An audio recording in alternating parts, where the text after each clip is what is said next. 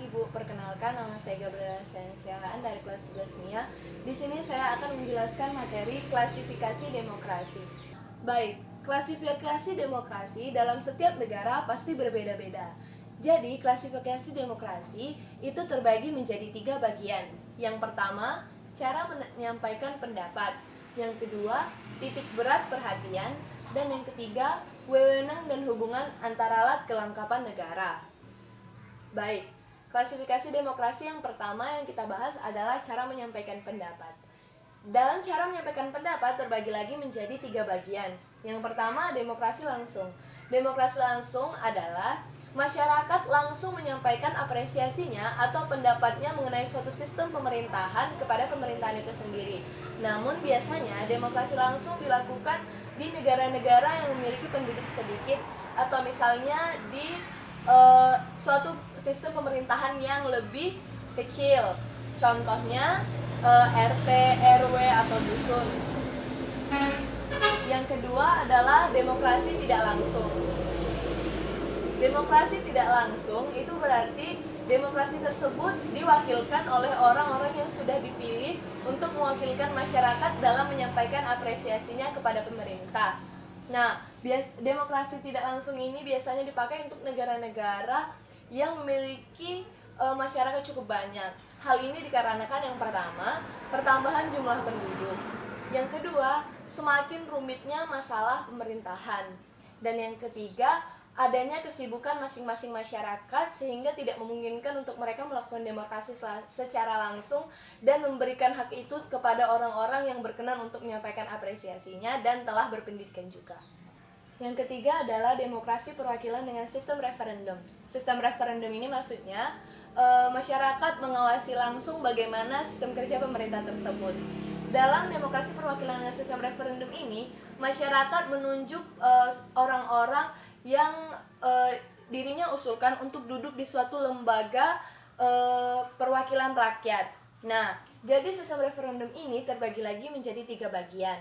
Yang pertama itu adalah referendum wajib. Nah, dalam referendum wajib, pemerintah wajib memberitahu atau meminta pendapat dari masyarakat itu sendiri tentang hal-hal yang sangat mendasar atau menurut pemerintah sangat penting. Contohnya, perubahan undang-undang yang sangat mendasar. Nah, yang kedua ada referendum tidak wajib. Dalam referendum tidak wajib, masyarakat tidak wajib memberikan apresiasi atau pendapatnya kepada pemerintah. Misalnya, ada perubahan RUU dari pemerintah.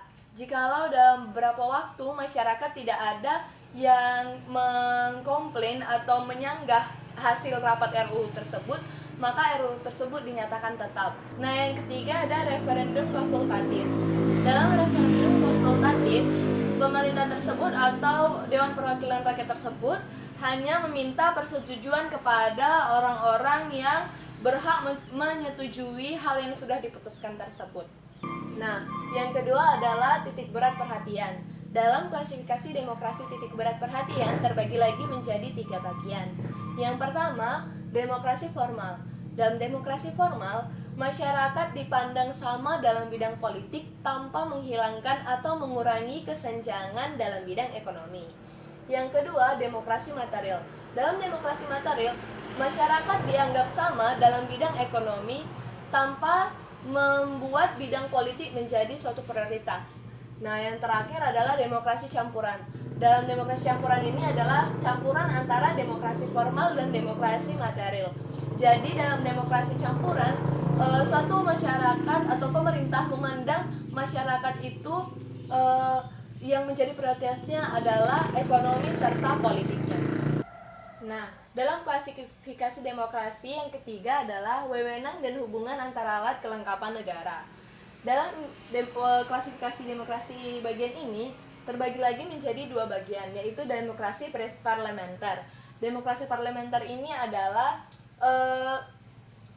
demokrasi tersebut atau sistem pemerintahan tersebut dipimpin oleh parlementer, sehingga para menteri bertanggung jawab kepada parlementer dan kepala negara atau presiden hanya sebagai simbol dan tidak dapat diganggu-gugat.